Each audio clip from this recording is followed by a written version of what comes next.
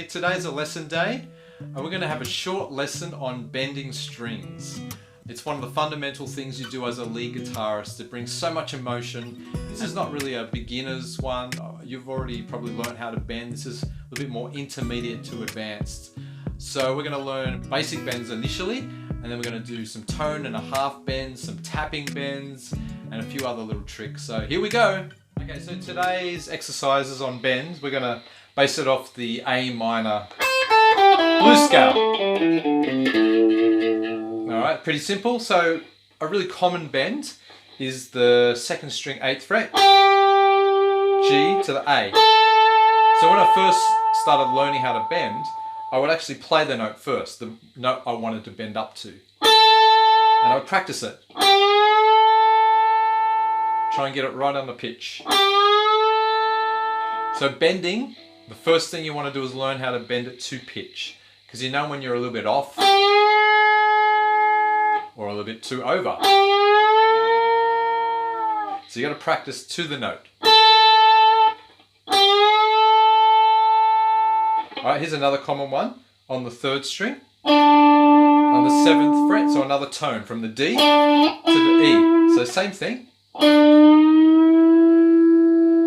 So practicing it right up to that E note.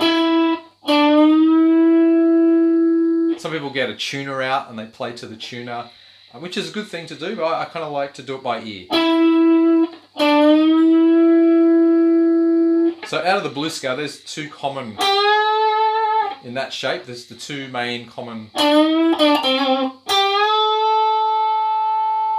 Okay, another one, which I love, is in the blues scale, a little bit higher up, a tone and a half bend. So we're going, say, from the A note up to the C. This is quite common in blues playing. So you got to really push that string up. So it's going a tone and a half. That sounds great in blues. And you got another one high up here, E to the G.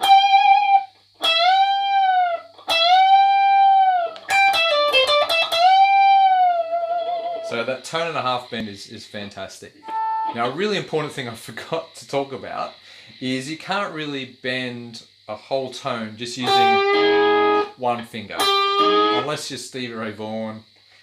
You know, it's really hard to do, so it's good to have a couple of fingers behind that string to push, gives you that strength. So, you know, when you're first learning how to bend it, it hurts and it's hard work. You know, but once you get the hang of it, it sounds amazing. First string bend's a little bit tighter, so this string, the tension's a little bit tighter, so you gotta push it a bit higher. Sometimes you'll break a string here and there. That's the fun of rock and roll, hey? So that string is definitely the tighter string, the first string. The second string's a little bit looser, a bit more elastic. The 3rd string is much looser. So you will learn how much pressure to bend on each string, and the muscle memory will kick in. And you'll feel it, because you'll know when you go over or under.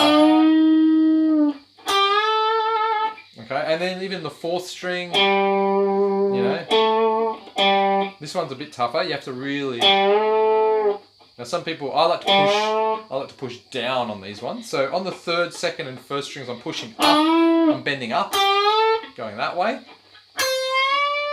On the 4th string, if I'm going to bend, I'm going to push down. There's a 1st string bend. First one finger. You can do it. So just really keep your hand, your fingers really solid. Or your 3rd finger. So each string will have its own tension, and it really depends on where you are on the neck. Higher up it feels a bit tighter because you've got less string to play with up here. So it all feels different. So you have to really experiment, you know, when you're practicing bends. Here's another little cool approach that I like to do is bending down into the note. So you start with the bend and you come down. It sounds great. So here's an example on the 3rd string, 7th fret. So I've bent up already a tone and I've come down.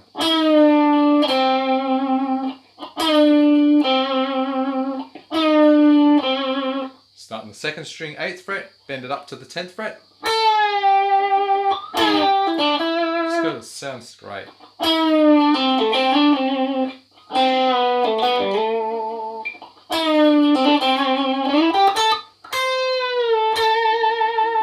Emotion. So you can't get this on a keyboard, folks. That's why guitar is the best. So much emotion in bending. Bending is just one of those things that brings the most emotion, I think. Okay, let's talk about vibrato. So when you bend up into a note, I mean that's the note with no vibrato, and it sounds nice. But if you want to add that emotion, add the vibrato onto it once you've bent the note up. It takes a lot of practice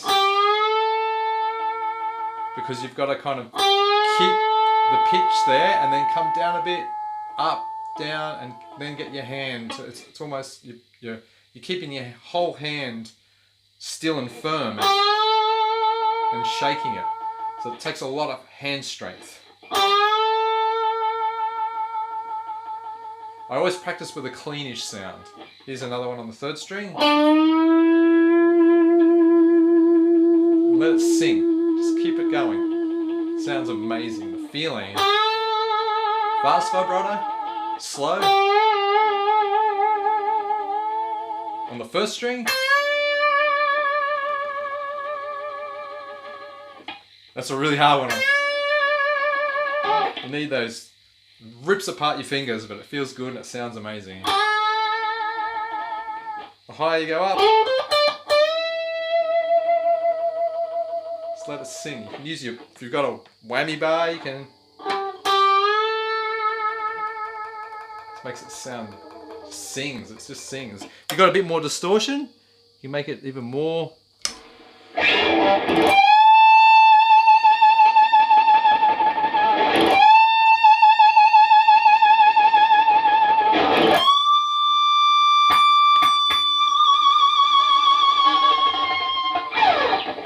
Another really interesting bend, and this is probably one of my favorite bends, and you can overdo it, so you just need to choose when to do it, is bending into notes. So, for example, if I play an A minor chord, and I want to play a 9th note, which is a B, instead of actually playing the B, bend into the B, a semitone before it, B flat into the B. So you're bending into the 9th note, and it's just gorgeous. So it almost sounds off when you start, but when you hear the note over the chord, and I'll give you a demonstration of the backing track. So this progression I'm going to play is A minor, and then it goes to a D minor. So when I go into the D minor, I'm gonna bend into a 9th note also. So a D minor 9. So I'm going to bend E flat into the E note, and it's going to have the same effect. So have a listen. Okay, so I'm going to bend into my A minor 9. So have a listen to this. Here we go.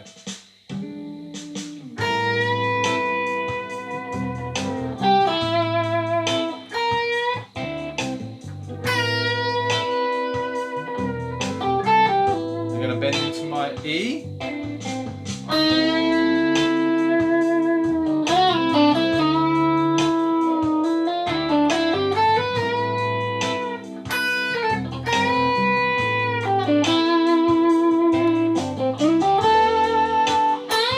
A tone and a half.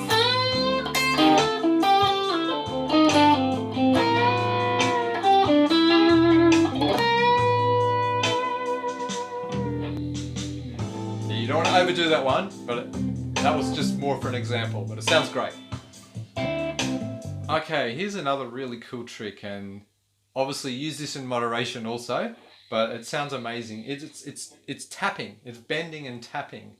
So, for example, if I'm on my blues scale, and I bend my 8th fret, so the bend we've already learnt, and I tap an octave higher, and I shake the string. It's amazing. So it takes practice to get it sounding really clear.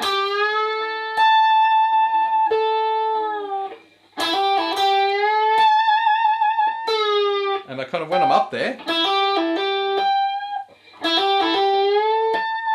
and I can kind of pull off the note after I've tapped it.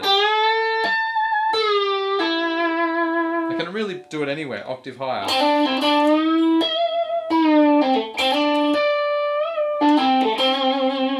That was another one I just did there. I bent it, and I tapped it, sorry, and I bent it up on the tap.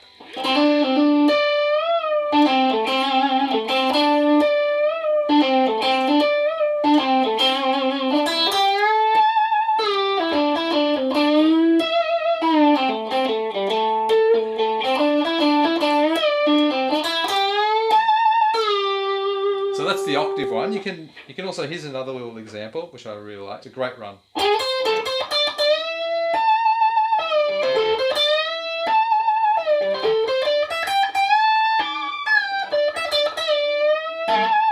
So I'm on my 15th fret, bend it up a tone on my 2nd string, and then I tap, I think it's the 18th fret. So it takes a lot of practice. You can really tap the notes wherever you want, but you'll hit the right notes sometimes, and sometimes you hit the wrong note. So it's just a matter of practice and trial and error and making mistakes. Well, there you go.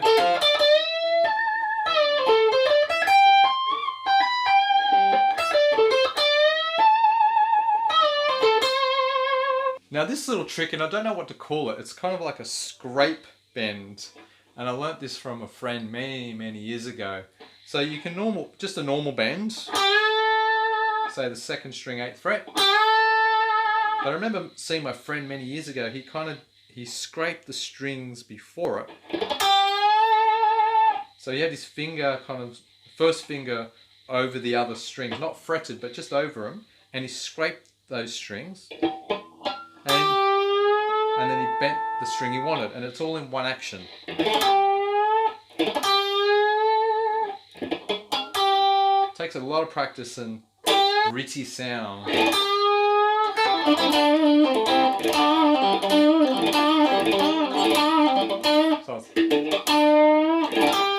I hope you enjoyed that lesson. I had a lot of fun putting it together. It was a pretty short lesson today. And there's so much to talk about bends, but there's a start for you, and I hope you get something out of it. Please leave a comment below and tell me how you went with the bends, or any other ideas on bending that you use that I'd love to know about. And make sure you subscribe to this channel to get all my lessons and to follow my guitar journey. Alright, I'll see you on the next lesson.